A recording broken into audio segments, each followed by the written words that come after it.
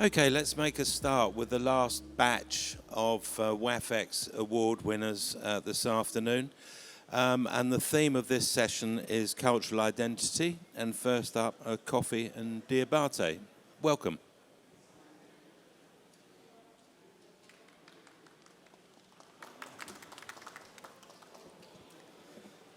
Good afternoon, everybody. I will be presenting this afternoon the Museum of Voodoo in Benin, West Africa. And I would like to start with a little bit of context in terms of the way voodoo is perceived. Actually, in most people's imagination, the image of voodoo goes back to the 1940s in Hollywood, which is quite strange. And it's mainly based on the voodoo dolls, that were quite present in some of Hollywood movies in the 40s.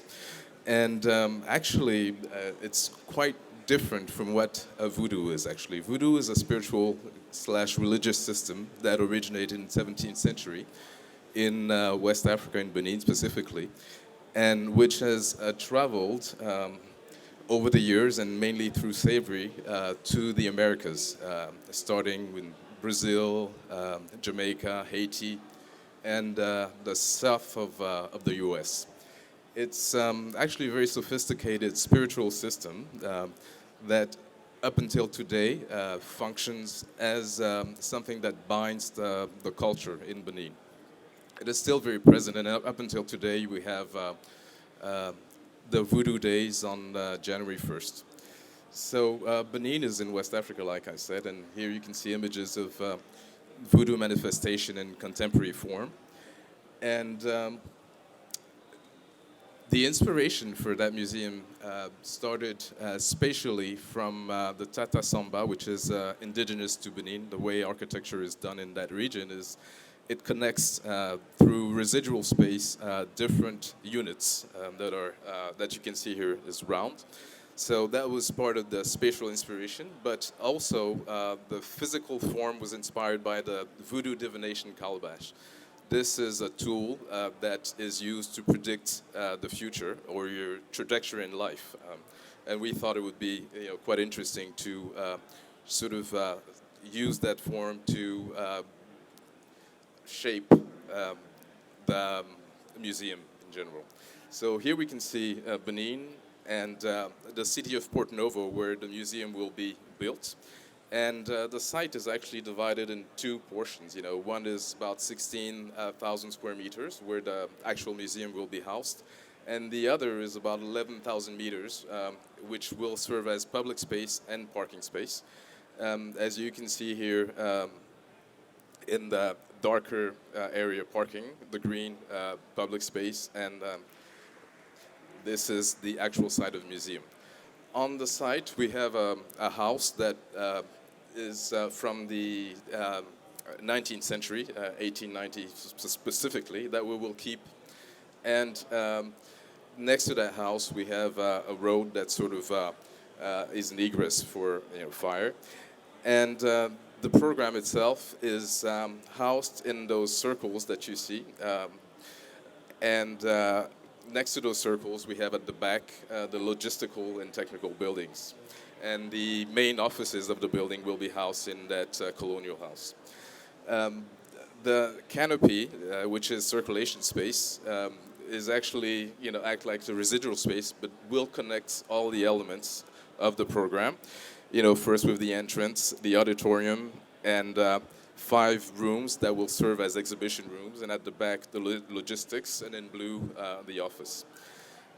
Here you can see the inspiration, the shape of the main rooms will mimic the calabash that I presented earlier. And the entrance will be at the higher part of the site and slowly going down to the back. On this slide, you can actually see the circulation space. You enter at the top of the site, and you go through sort of a procession of all the rooms, from 1 to 6, and back out through the main space again. On this section, you can actually see how those calabashes have been sort of put together to give kind of a dancing movement from the top of the site to the bottom. And here, a section through the typology of the rooms with 6 meter high, about 12 meter diameter. And at the top of that, we have decided to put all the technical elements, including air conditioning and electricity. Here is a general view of the museum itself. As you can see, it is a collection of 8 round elements that start from the top of the site and go towards the bottom. And a general view of the museum from a view of Porto Novo with the museum inside. On this slide, you can see the entrance of the building that sort of accessed through doors that are, replicas of traditional doors from Homé, which is in part of Benin. And from the main axis, you can perceive sort of the general movement of the building, through this collection of calabashes and the extensive use of greenery to sort of create a buffer between the road and the building. On this image, we can see the preserved building, which is from the 1890, I'm sorry, which will house the offices, and a few images of the inside of the building, the main hall, with at the center of it this element that is called a legba, which is the protector in Voodoo spiritual system of the house. A few images of what the rooms will look like, once they have been, once all the elements have been deployed inside. And a few images of the final ambiances that we will have inside the museum. It's important to note that the museum itself is not an active spiritual element. It's not a place where voodoo is practiced, but much more as a sort of didactic element that explicates or explains, what is voodoo, not only as a system of practice, but also as a cultural element. What is important to say about voodoo is that it goes beyond religion. It actually houses all the elements of life, starting from culture, spiritual, psychology, economics, and it's quite a holistic system, which makes it quite interesting in terms of a spiritual system. So why do we think that this museum matters? Because we think it's important to have a link between this spiritual system and the contemporary society in order to sort of go beyond that perception of voodoo that is, quite abstract and magical, but rather think of it as a spiritual system and as something that has multiple ramifications in the culture of Benin, but not only Benin, but also the rest of West Africa and the Americas. And to go beyond that sort of perception, the current perception of voodoo, it was important to create this museum and sort of recreate the link between contemporary society and this practice that has been around for about 3-4 centuries. So Benin also has a very strong emphasis today on not only tourism but culture, and for them it's very important to communicate to the world what the voodoo religious system is, and so that we can actually go beyond the kind of general perception of what we have of the voodoo in general. So this is the site right now, which is under construction, and hopefully we see this museum in the next 2 years. Thank you very much. Thank you very much for that. That's fascinating. We'll do a little discussion at the end of the session. We've got 3 other projects to look at, and next up is Mandviwala Qutub. Welcome.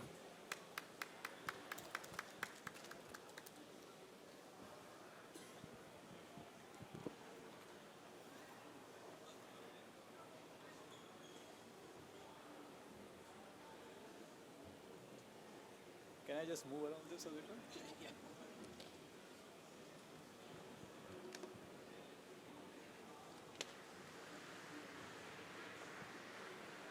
Hi. I'm going to present to you the Jain Bagicha.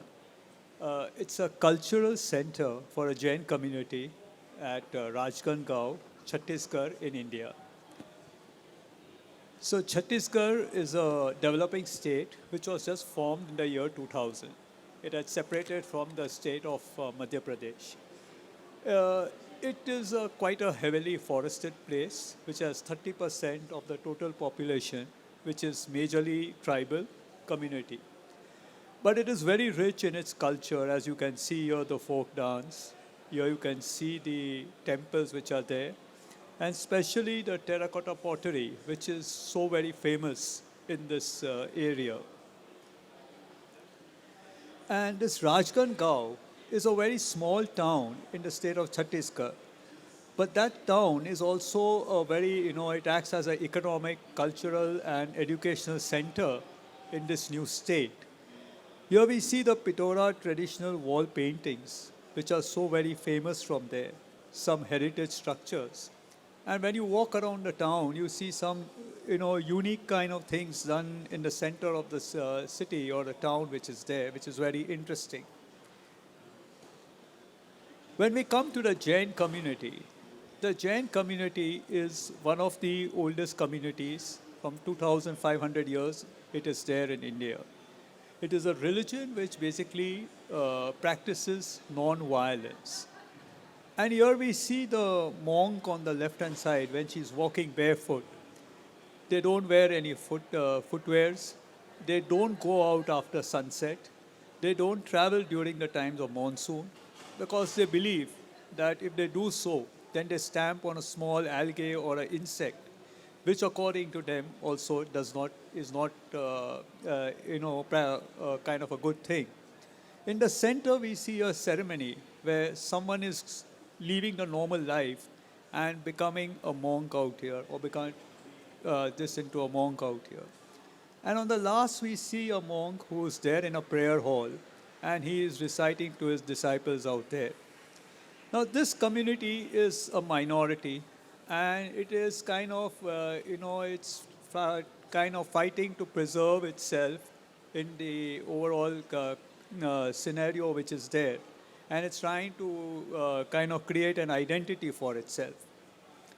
So the community has these centers which are there all over the country, and they want to come up with these new centers. And this site which is there in Rajgangaon is a site which is a north-south site, about 1.5 acres. It has got a road on the west side, which is 12 meters wide. And this site, in the present scenario, also is being used for the same thing, same purpose by the Jain community. So here we see the site which is adjacent to the road. On one side, we see the car parks. On one side, we see this road and narrow street with, a very different scenario in this place. And here is the community hall, which is there, which is used for banquets and celebrations given out, which is in a very, very dilapidated state. And on the right-hand side, we see the extension done. Now, this extension is done when there are prayer meetings, when the monk arrives here and there's a prayer meeting. So they don't have much space in that place, and hence they're trying to create something, centers which can help to tie up the community, bring people closer, and create an interaction between people. This is the present scenario of the kitchen which is there, of where the food is getting cooked. This is where they're storing the utensils and those kind of things. And this is the basic site where construction is now gearing up for the next phase. So the idea is to reimagine the Jain Cultural Center and to come up with a futuristic and a sustainable development. And a development where all the next generations also come in, people come in, there is an interaction, and there is a growth to the community and the tradition. So when we take the site, as I said, the site is a north-south site with a road on the western side. And then we take a mass which is there, and from the mass we try to cut out a central courtyard. Because the climatic conditions here are quite hard. The temperatures go up to 35, 40 degrees in the summer. And then we start sloping the mass from the south to the north. By doing this, we create a central space or a courtyard which is there in the center. And we keep the south side higher, creating a shadow towards the north side. Then we start stepping the south to the north, and we start creating these green terraces which are there. So eventually we start from a basic mass, and we start getting a kind of a terrace mass which is there, going from the north, stepping up toward the south, with a central courtyard in the center.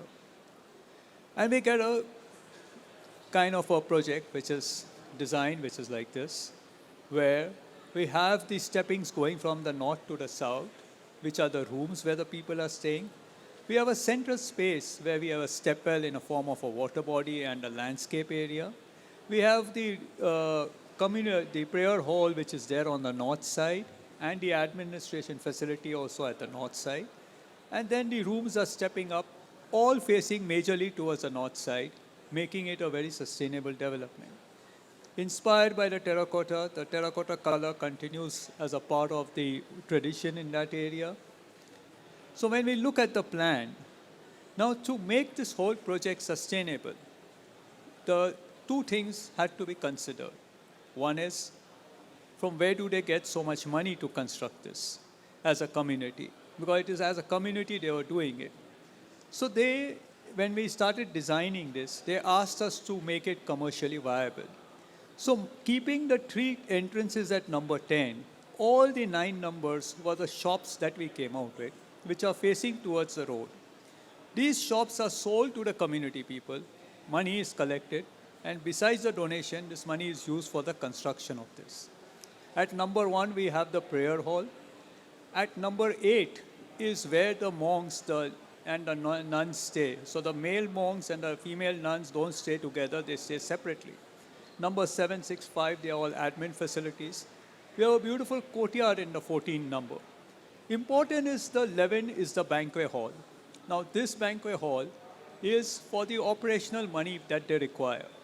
So once the banquet is done, they give it for marriages, ceremonies to the community people, and the rent collected from there makes the project sustainable to maintain the project which is there for longevity.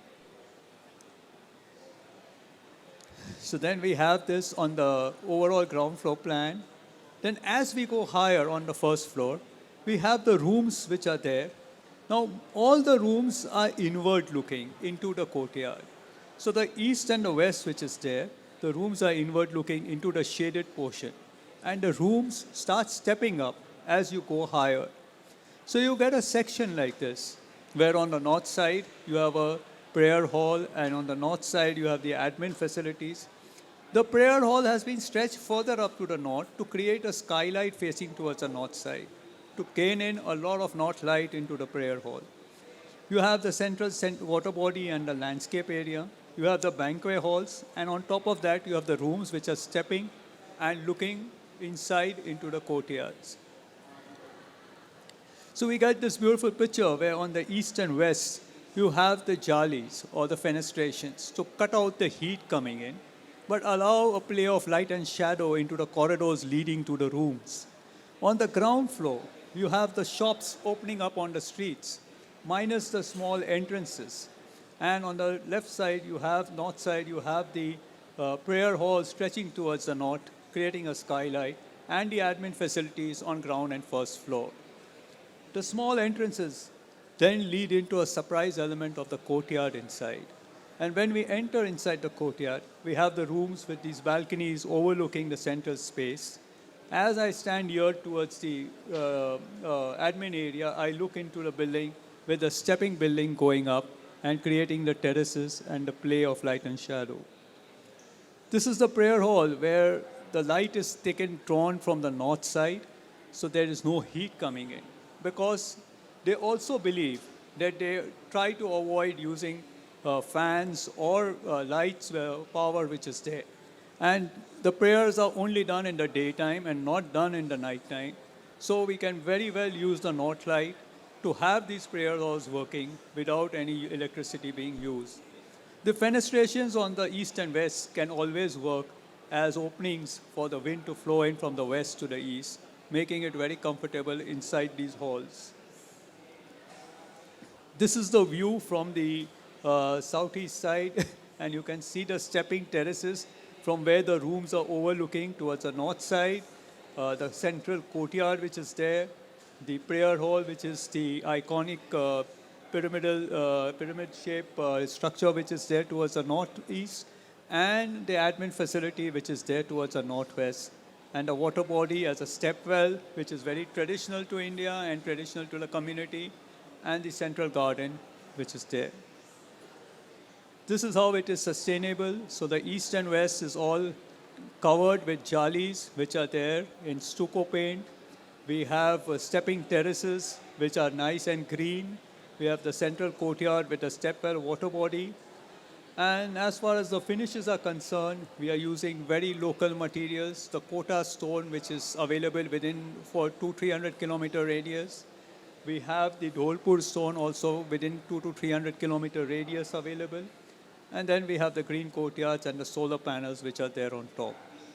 So the idea is this.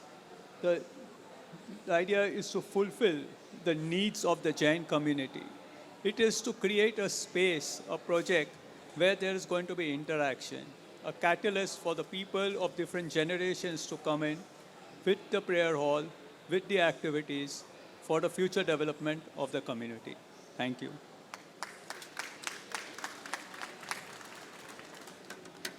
Thank you very much for that.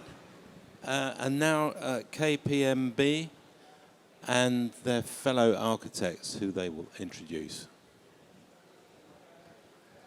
Thank you. Does this not work? It works, but you will not be able to see the screen. Oh, I see. Got it. Thank you. Okay. Yes. Thank you. Good afternoon. My name is Shirley Bloomberg. I am a partner at KPMB Architects in Toronto. And with me is my colleague René Daou of Daou Lestage, Lizotte Stecker from Montreal. And we're associated architects for this project.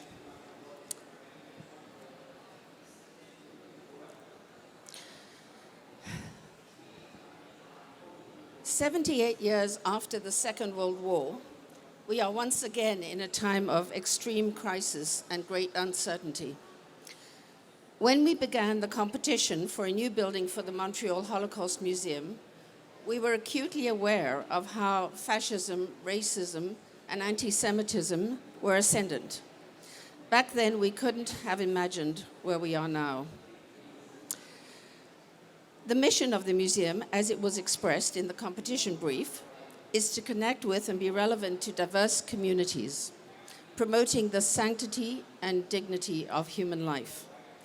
The building was to resonate with the distinct character and spirit of Montreal, to be emphatically of its city, and to reveal the unique history of its Jewish community. The Montreal Holocaust Museum addresses one of our darkest histories, even as it speaks to resilience and hope. The visitor experiences alternates between the emotional intensity of the exhibits and shared stories and the healing power of nature, which is at the heart of the building. We understood that architecture could never represent the Holocaust. We invited two eminent academic scholars to join our team to help us realize this vision. It was this initial research, discourse, and learning that generated our design concept. Now I'll turn it over to René. Thanks, Shirley. So, the island of Montreal is connected to St. Lawrence River and is known as the first stopping place, or where the group divided and parted in First Nations language. Montreal also derives its name from Mount Royal, an iconic mountain and park centrally located within the city. St. Lawrence Boulevard, often referred to as La Main, transects the island of Montreal and delineates the physical division between the east and the west.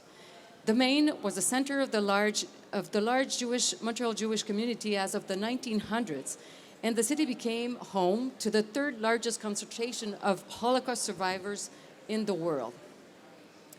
Reconnecting with history, the Main will become the theater of the new Holocaust Museum. The museum is set within a typical urban block spanning from St. Lawrence Boulevard to Saint-Dominique Street, and the museum reveals the genius loci and the Montréalité of the site by emulating the rhythm of the previous lot lines and the party walls. A sequence of distinctive volumes echoes Montreal building's morphology on the Main. Taking advantage of the depth of the block, the memory wall spans from St. Lawrence to Saint-Dominique and frames the landscape sequence of the museum articulated by Le Parvis in the central courtyard, the traditional organization of the Montreal blocks along the Main in this particular area. Former lot lines of the assembled property and their party walls are reinterpreted poetically as voids and linear shafts to optimize daylight within the museum. Set on the Main, one of the most iconic streets in the city, the new museum is woven fluidly into the urban fabric and the unique culture and history of Montreal. The Holocaust Museum showcases the opaque galleries on the second and third floor, clad with traditional Quebec limestone. The exhibition boxes levitate over a transparent, permeable, and active ground floor, reconnecting with the commercial vibrancy of the Main. Opacity and history is set in contrast with transparency and hope, and the desire of the museum to interconnect with the city and all of the larger community. The Parvis offers a strategic setback and formalizes the entrance to the museum. The space is inhabited by birch trees, and defers to the presence of the memory wall, bearing the names of cities where the Jewish populations were annihilated. Set in stone, a quote by Rachel Korn, a renowned Jewish Montrealer, reminds us of the importance of one of the darkest pages of history. Echoing the width of the Parvis, the Agora, the courtyard, and the garden offers in sequence a series of internal and external public spaces. The Agora, free of columns, with the suspended exhibition boxes, witnesses the movement of light and seasons through the voids emulating the party walls. The heart of Auschwitz, the smallest but most important artifact of the museum, a symbol of moral resistance, is reinterpreted in the museum as a central courtyard around which the museum unfolds. The museum seamlessly intertwines architecture and landscape, a significant landscape reconnecting with the evocative power of history. Birch trees set within the Parvis and the courtyard have been selected in reference to a famous painting by Max Liebermann, House at Wannsee, that witnessed an important moment in the history of the Holocaust. The courtyard acts as a space of respite framed by the memory wall. Behind the wall, the commemoration room sets a contemplative environment. In this space, the sculpted ledges of the wall offer the opportunity to place a stone in memory of the departed, which is connecting to the Jewish tradition. On the other side of the glazed partition, a mirror of water reflects the kinetic movement of the foliage of a single birch tree, the daylight and the mystic ambiance at nighttime, reconnecting with the healing power of nature. Thank you.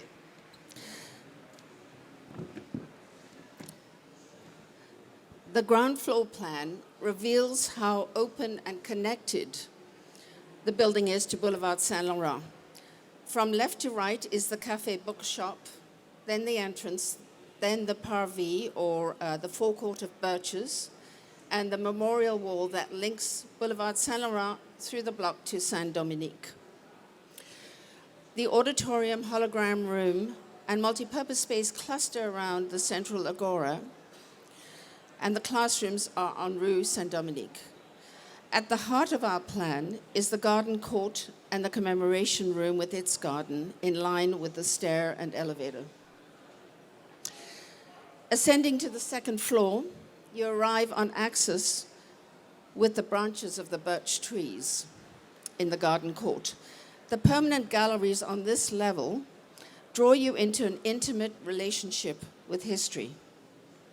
Between the galleries, one moves alongside the Saint Laurent facade, where the vertical windows that mark the light slots bring moments of relief and respite. Located between the galleries, these light slots afford a glimpse of daylight and the city. On the third floor, there we go. On the third floor, once again arriving at the garden court, the temporary exhibitions gallery is on your right, as is the access to the roof gardens overlooking the cityscape. This is an east-west section, which shows how integral nature is to the design. The landscaped forecourt on Saint Laurent is on your right. And from this everyday world of the boulevard, the visitor enters the agora with its backdrop of the interior birch garden, marking the changing of the seasons. This is part of the north-south section, and it shows how the enclosure of the permanent galleries on the second floor contrasts with the openness of the agora at grade. It also shows the rhythm of the light slots that bring daylight from the roof down to the ground floor. Following the experience of the permanent and temporary galleries, the visit ends back in nature, the landscape of the roof garden. From this vantage point, the panorama of the familiar city skyline is in stark contrast to the harrowing content of the exhibits, reminding us that there was hope, solidarity, and courage during the Holocaust, just as there is now. Thank you. Oops. Thank you very much indeed. And the final presentation in this section is from Emre Arolat Architects. Welcome.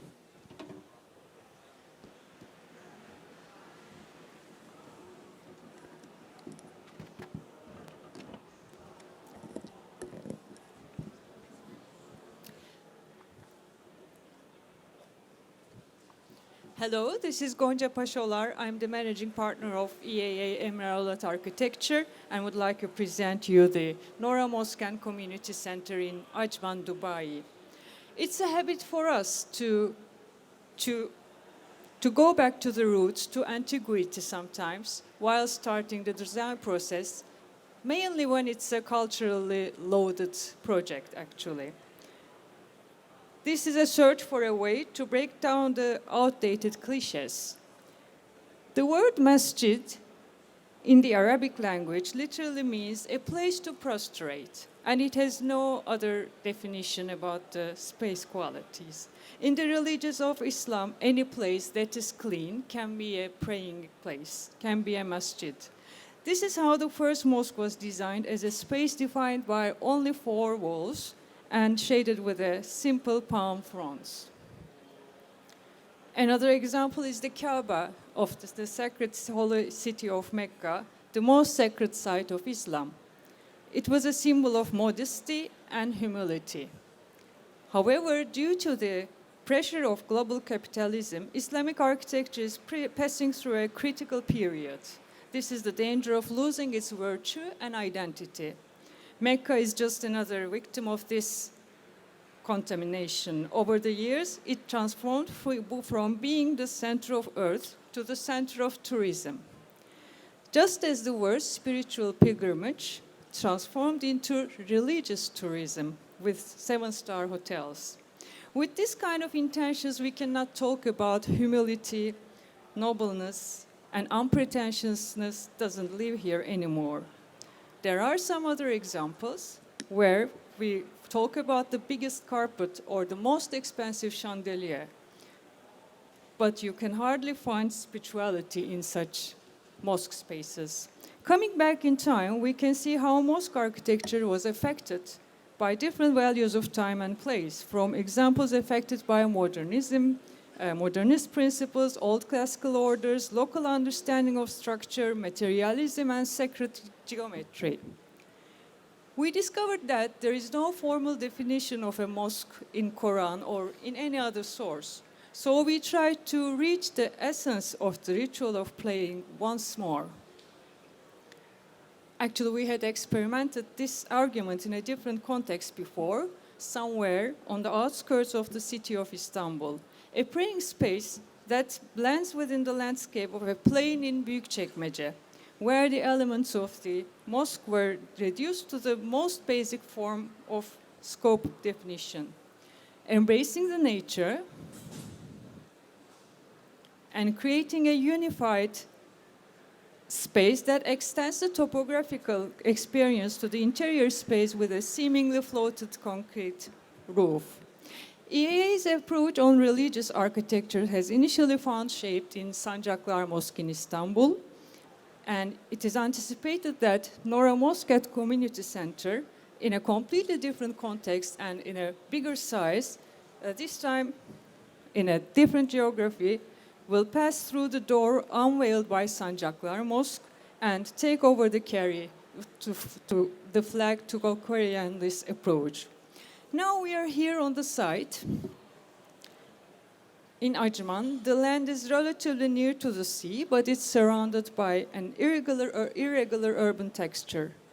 On the other hand, it is a vibrant area during the day with some various commercial facilities. However, it's not very easy to talk about the significant architectural character at this part of the city. I guess this picture clearly reflects the heterotaxic development of the area. When we consider the physical genes of the region with the earth and its topography seems to be more important in aspects of materiality and formality. This is an aerial photo from like 15 years ago. This is a more recent one. The rapid development is distinctive, especially around the project site, which is dotted by red there.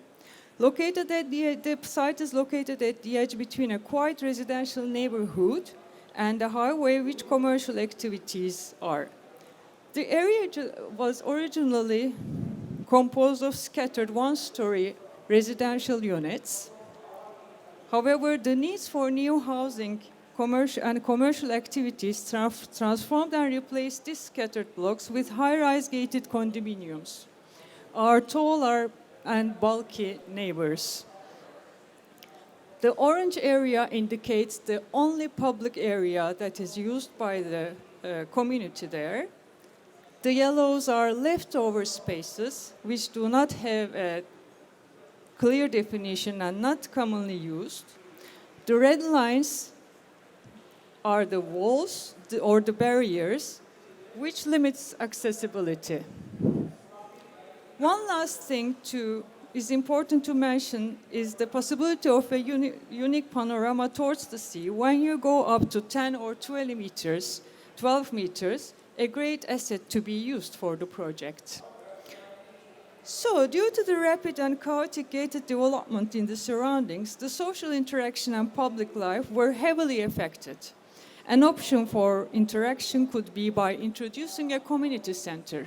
So along the history, mosques are always have been some community centers where people gather several times a day and more people gather on Friday place. So we proposed our client adding a number of cultural activities, cultural spaces to enrich the community's experience and strengthen the bond between the mosque and the community. So we started by going closer to the plot. We carved out a connection between the busy highway with its commercial activities and the residential neighborhood on the north side, a connection that people will use on a daily basis, creating everyday opportunities for interaction. Then we started rising the ground slowly to formulate spaces on the sides of what became a canyon.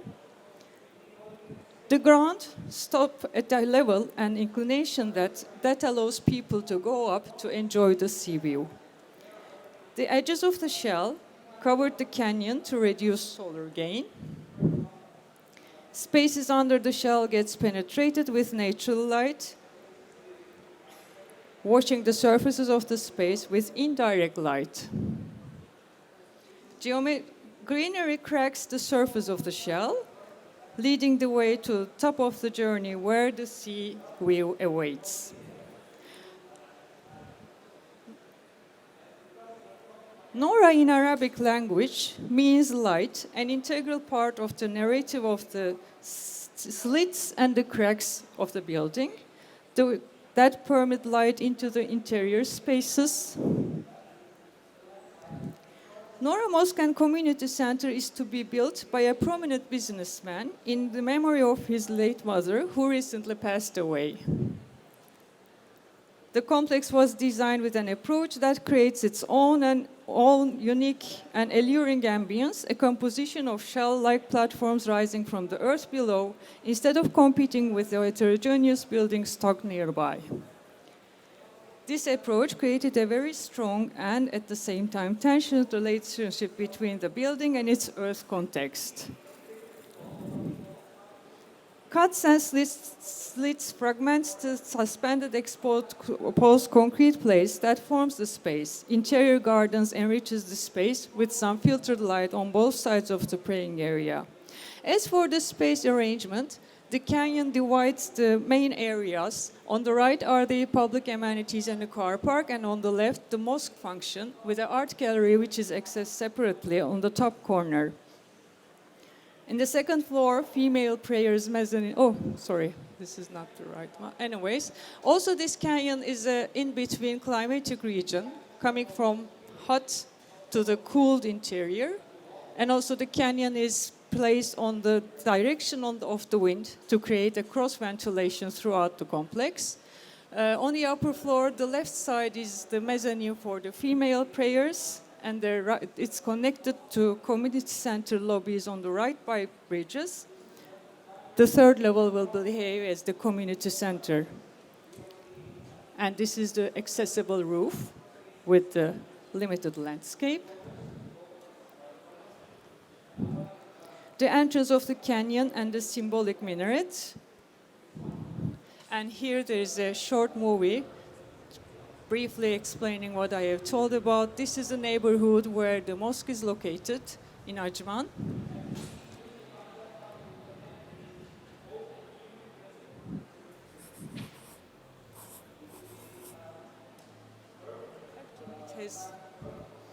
It has some sound, but it's not so critical. So again, the ground plates and the minarets.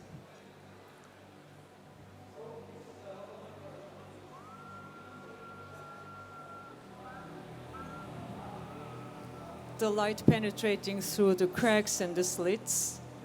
The canyon, through where you can access some of the art spaces or the library.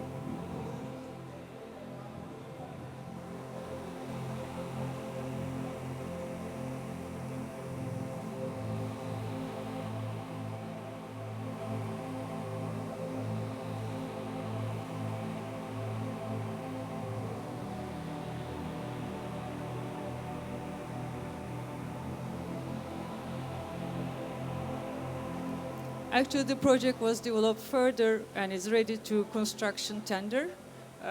So, thank you.